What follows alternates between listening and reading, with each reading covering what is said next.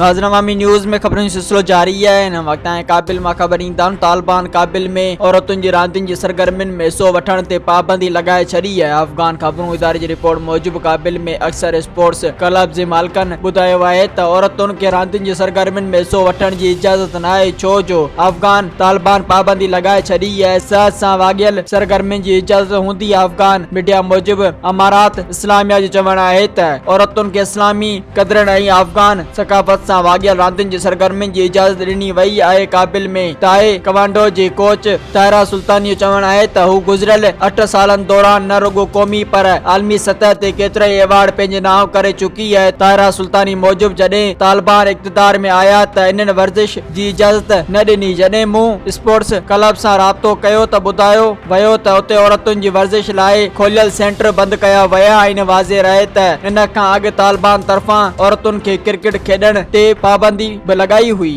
मज़ीद खबरों और तफसीलात के लिए विजिट करें हमारी वेबसाइट www.awamiNewsHD.com।